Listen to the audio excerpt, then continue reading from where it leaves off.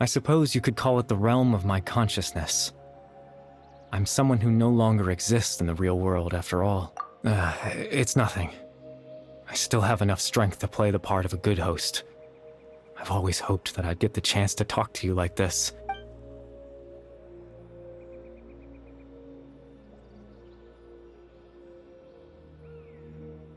Extreme sorrow and pain. Hope and regret coursing through your veins. And a degree of abyssal power. Father told me that once I possessed all those elements, but despite his intentions for me, I never truly became the Loom of Fate. In truth, I died the moment I set everything in motion. The person you see before you now is nothing but a remnant of consciousness left over within the...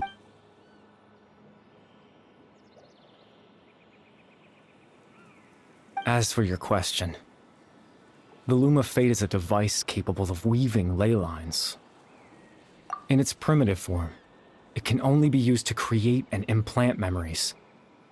But, as more of it is completed, its power becomes... Once fully completed, the moment it gains the power to weave ley lines, it loses the lower-level ability to influence memories, but it also becomes a tool that can change the entire world.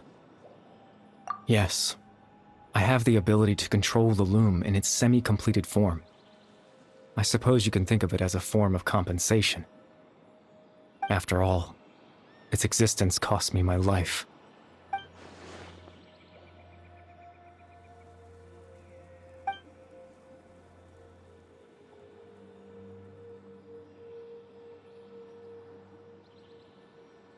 Ah, that.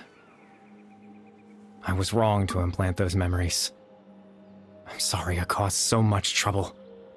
Not only for everyone in the village, but for you as well. I just wanted them to feel like I once existed in this world. As if...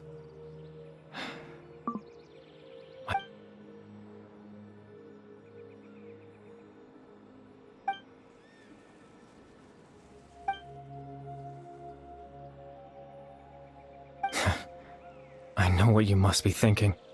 Why would I do something so meaningless? But I just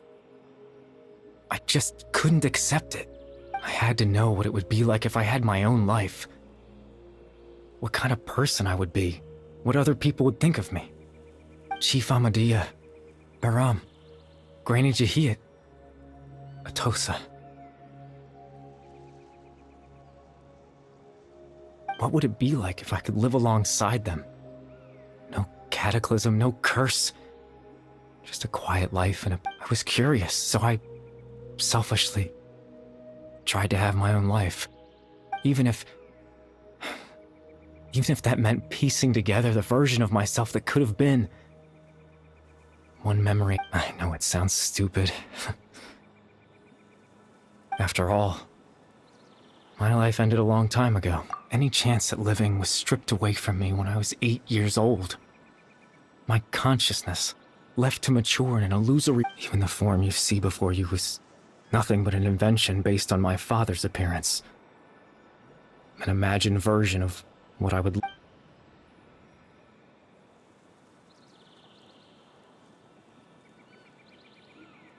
I know. But there's nothing I can do to make them find me. If I could exist in the real world, I would return without a second thought and surprise them with the suddenness of it all. But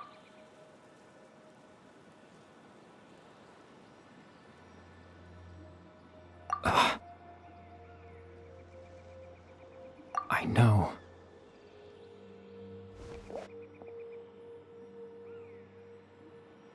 Captain Dainsleif. Twilight's sword, you mean? No need to meet up with him. Things should already be settled on his end. Exactly. As someone who could only exist in people's memories, the fact that I'm able to talk to you in my consciousness like this can only mean one thing. The loom of fate has already been completed.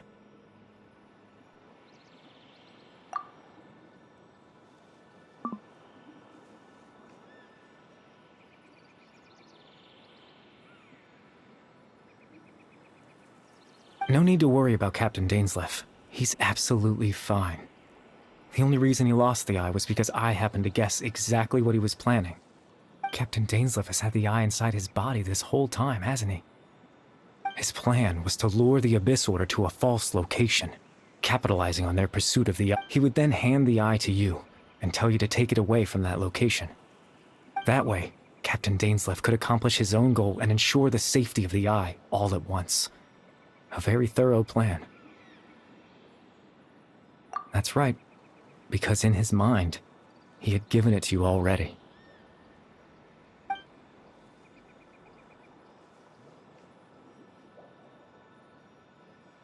Before you two entered that false location. Traveler, wait.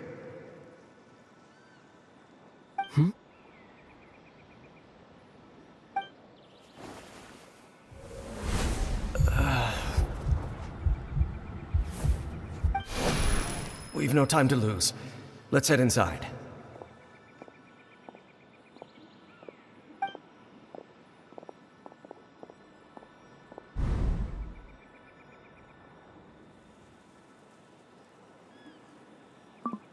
That was when I implanted the memory of him handing you the eye. Given the tense situation at that time, Captain Dainsleif failed to notice anything out of the ordinary, and took that memory to be real. I'm sorry, Traveler, but I needed the Loom of Fate to be completed. And to do that, we had to retrieve the eye.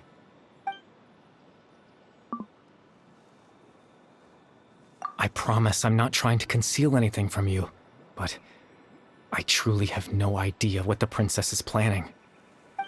Tevat's ley line system is deeply entrenched in the planet.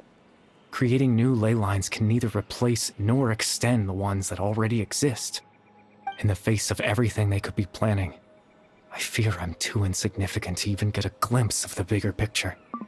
In any case, I had my own use for the Loom of Fate, and my goal, at least, has been achieved. You remember my father, don't you? Clotar Alberic. I believe you saw him in your sibling's memory. After he used the power of the Abyss to restore consciousness to my hilichurl form, to comfort me, my father told me a story. That story managed to dispel my fears. Even if just for a moment. My goal was simple. To use the Loom of Fate in its near-completed to implant a specific memory into the minds of the hilichurls. In that memory, I would tell them a story, just like my father did for me. It was a story of fairy tales and love.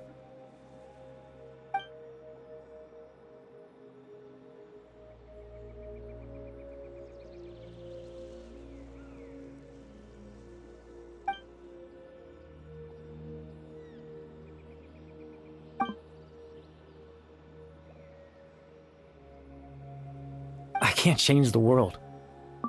Not when I lost the very right to exist within it. Implanting those memories, that was the most worthwhile thing I could offer. All that's left of my existence is a wisp of residual consciousness tied to the Loom of Fate. In truth, That trace of my consciousness should have dissipated long ago.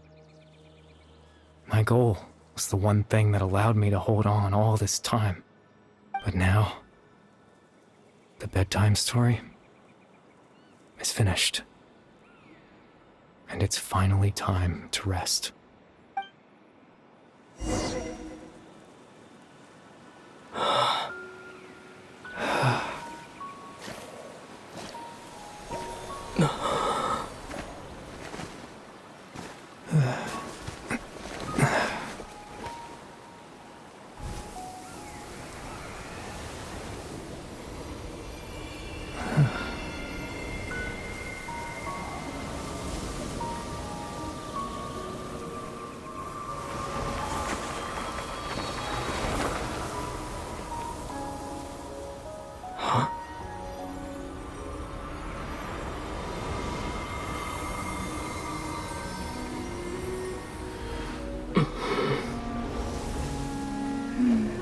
Looks like I was too late to see Kari Bear one last time.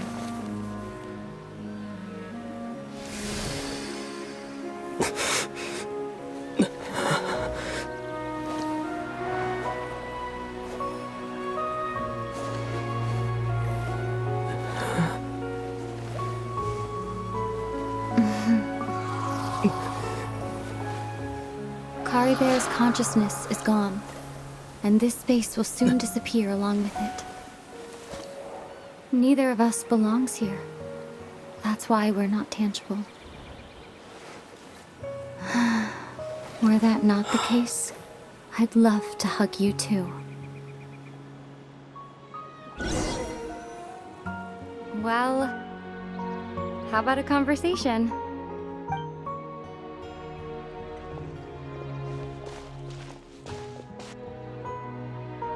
The chance to just stop and talk like this is certainly not easy to come by. Wouldn't you agree? That battle earlier was tough. The one against Dane, I mean. I didn't expect that after everything, he would still hesitate to raise his sword against me. Were it not for that, perhaps I'd still be no match for the Twilight Sword. Even after 500 years.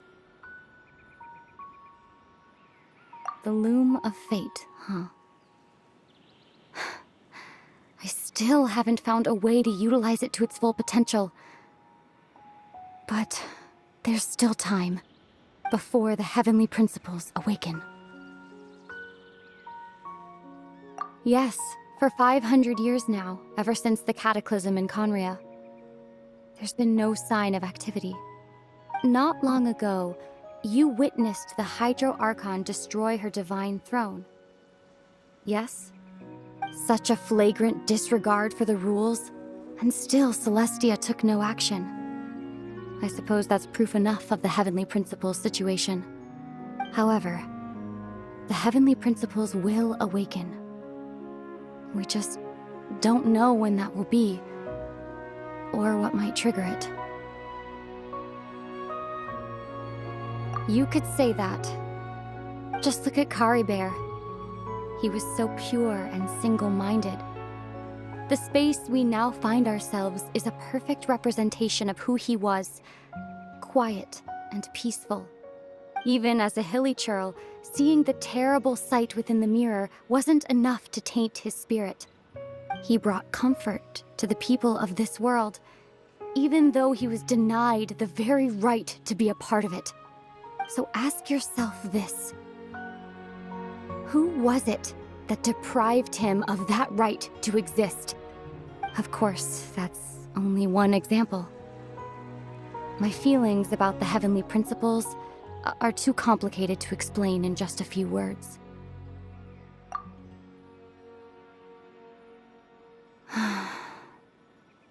Aether?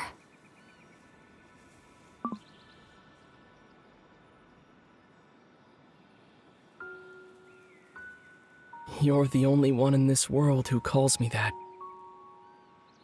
There's so much I wanted to ask you, but for some reason, I'm not interested in asking those questions right now.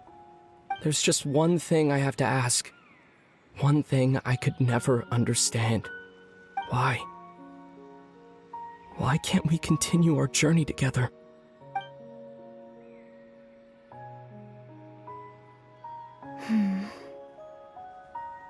At the end of my journey, I arrived at a place known as the Sea of Flowers at the end. Do you remember? A long time ago, when we traveled between worlds together, you told me you wanted to find a place in the universe where that one flower was in full bloom. To have a place like that suddenly appear before me. Well, would you think of that as a coincidence? You mean... I miss you too, Aether. But as this war continues to rage, and as I continue to seek that final answer, I don't even know how to face myself sometimes, let alone my own brother. What's going on? This space has lost its tether. I doubt it'll be able to exist much longer. In fact, aside from our inability to physically interact with each other, there's something else you should know about this space. With Kari Bear gone, we won't be able to remember anything that happened here. Everything in this space will be wiped from existence, including all memory of our reunion. You're only telling me this now?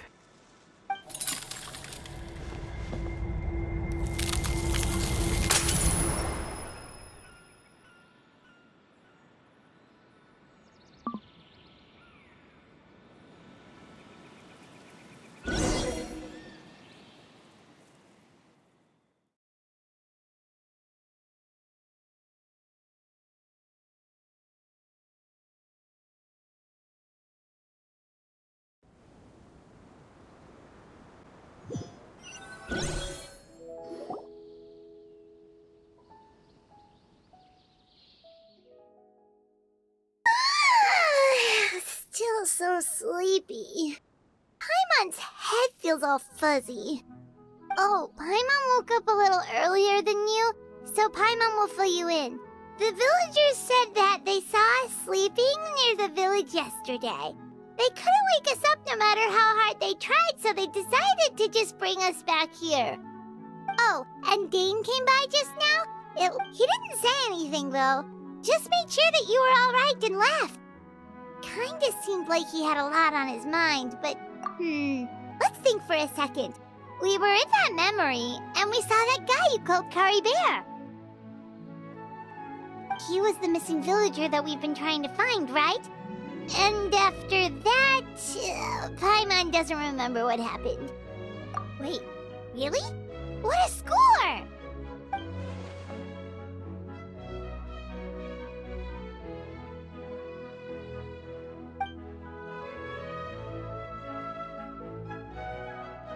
Well, what happened after that?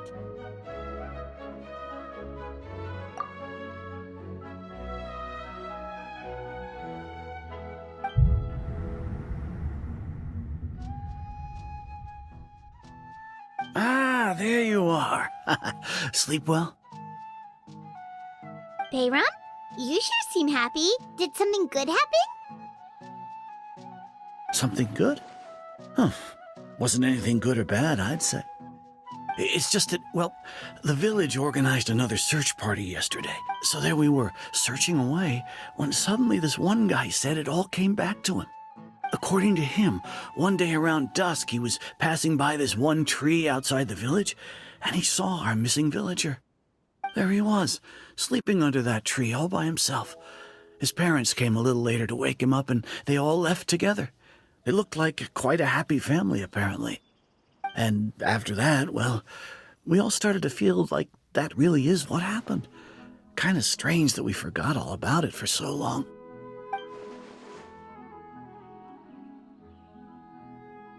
Oh, and we also remembered his name, Kari Bear. Now, that's not a name you hear every day. Would have been helpful if we remembered it sooner.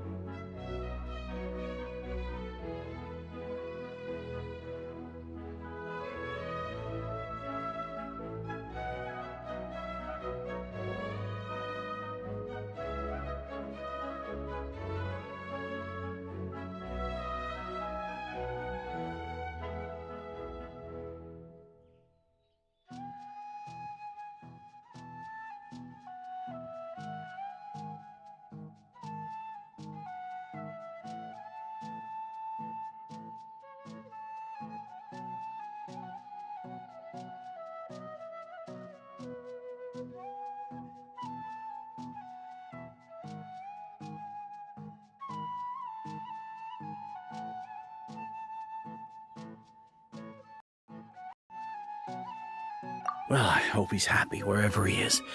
And we're all relieved now that we know what happened. Seems like everyone thinks Kari Bear left the village. That's probably for the best. At least they have some sort of explanation now. Paimon wonders how Atos is doing. Maybe we should go check on her. Paimon didn't see her in the village just now, so she's probably at the tree.